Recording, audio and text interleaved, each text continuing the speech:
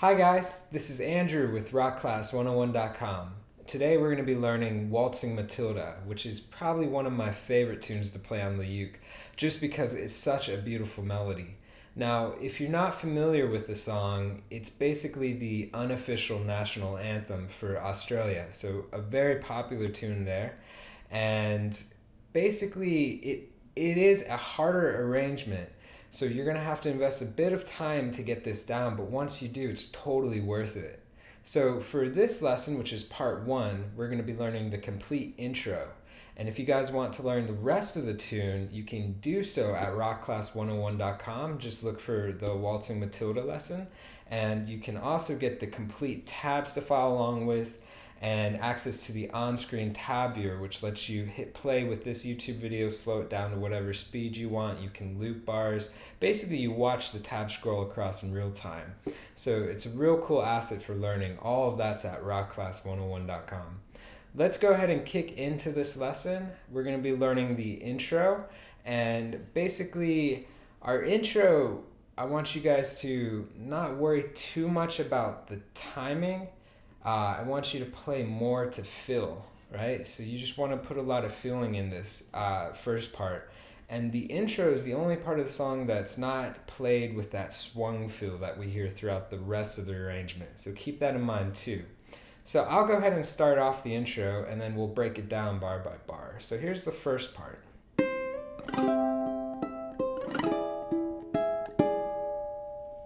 Okay, so I just played the first bar. Now there is a pickup that we have, which is just this little slide. It's 3 to 5 on string 1. So you're just going to take your ring finger, put it on the 3rd fret of string 1, slide it up a whole step to 5. Okay, from there we're going to add our pinky to the 7th fret of string 1 and put your index finger on the 3rd fret of string 2, and we're just going to strum all 4. After that we're going to hit string 4. And then we're going to play string 1, which is our pinky, lift that up, and then play the 3rd fret of string 1. And you can see how I've just got this index as a partial bar. So that partial bar is on the 3rd fret for strings 1 and 2. So again, I have slide, and then I'm going to go into that chord. This is basically just a variation on C. Open 4, and then the first string, lift up. So we have 7 to 3. Okay, our next one's an E7. So if you're real familiar, most of you at this playing level already know D7. If we move that up a whole step, we get E7. So it's just the index fingers flat on the 4th fret, all 4 strings. Add your middle finger to the 5th fret of string 1. And we're just going to strum all 4. And then we're going to hit string 3. Add your pinky to 7 on string 1. And we're going to pluck string 1 and 2. Lift that pinky up, and then pluck again, 1 and 2. So we have, again, it's strum, 3, pluck, pluck. So now if I tie from the pickup all the way through the first bar, I have.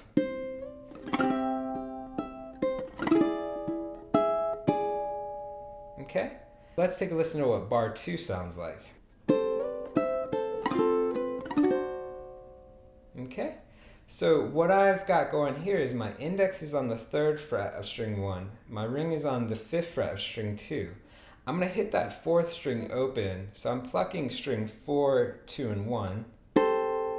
And then I'm sliding that shape up a whole step, so I slide it to 7 and 5. Okay, again.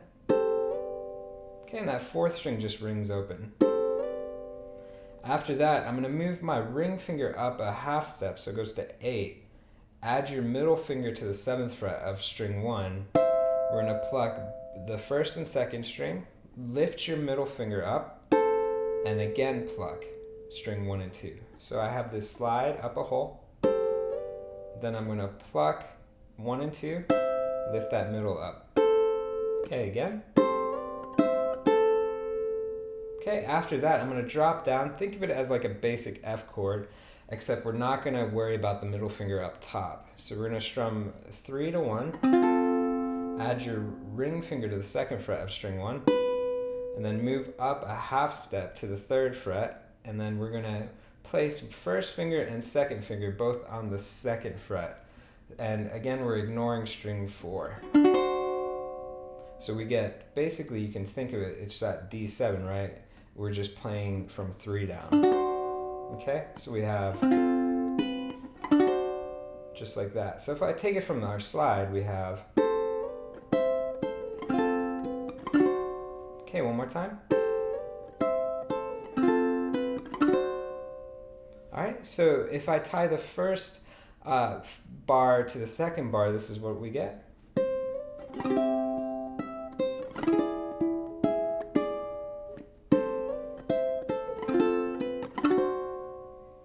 Okay, and what I mentioned too about playing with fill is like we can add like a little bit of pauses and stuff. We don't have to play, you know, 1 and 2 and 3 and 4, and we don't have to play like steady beat. Just play to fill. So for example,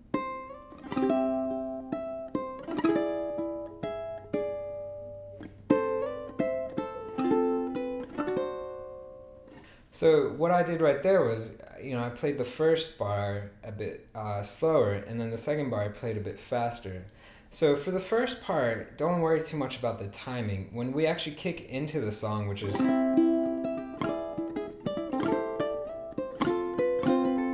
that, we're going to play basically perfectly in time, because that part you definitely want to keep in time. But the first part, think of it more as like a free time, right? Just play whatever comes to the feeling that you want to get across for the intro. All right, so our third bar will sound like this, and then we'll break it down.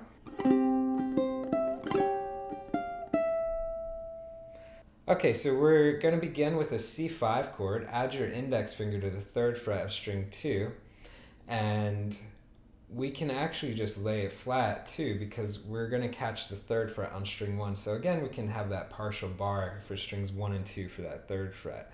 But the first strum is going to be 4 to 2, and then the open 4, and then playing string 1, which is the 3rd fret, and then stretch your pinky to 7 on string 1.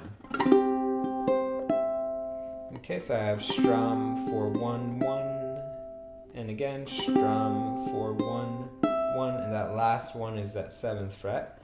We're going to move this up to an A7, so it's a dominant chord, and this one's going to be our first finger on 7 on string 3, our ring finger on 9 on string 2, and our pinky on 10 on string 1. We can actually strum all 4, and then hit the open 4, add your middle finger to 8 on string 1, so that means you got to lift this one up, and then we can lay our index flat and catch 7 on string 1. So it sounds like that. Again, I have strum 4 8 7. So from the beginning of bar 3. Okay, one more time. Okay. Next, we're going to do a retard going into bar 4. So it sounds like this. Okay, so I'm laying flat on the 5th fret, strings 1, 2, and 3. This is our F6. We're just going to strum 3 down. Add your middle finger to 6 on string 3. Right, and then we're going to a G5. So think of your basic G, right? Replace that ring finger with your middle finger. Add your pinky to 5 on string 1. And then we can lay our middle finger down flat to catch 3 on string 1. And then we can basically pivot up and lay the index finger flat to catch 2 on string 1. Watch the movement of this second finger and first finger. Okay, so it's a little tricky. Okay, other options you could do would be add your ring finger underneath and switch to the regular G.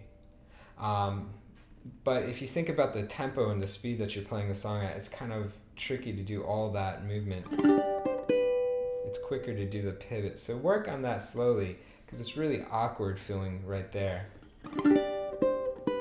But it's a super useful thing to get down. So the last chord you're going to catch is a basic C. So if I take it from bar 4, I have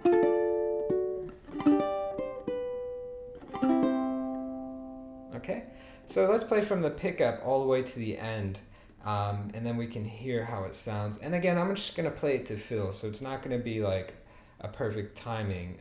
The intro doesn't have to be perfect timing. That's what makes it feel more human. Okay, so here's how it sounds.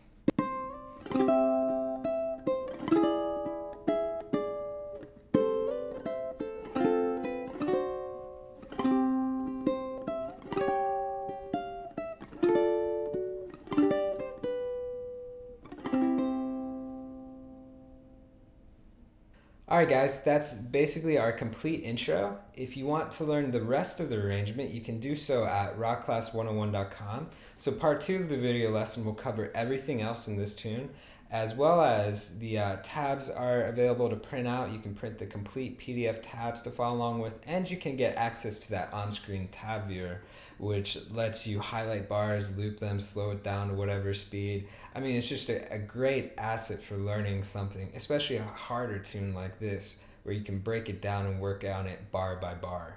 So all of that's at rockclass101.com, and I hope to see you guys in class for our next lesson. Thanks.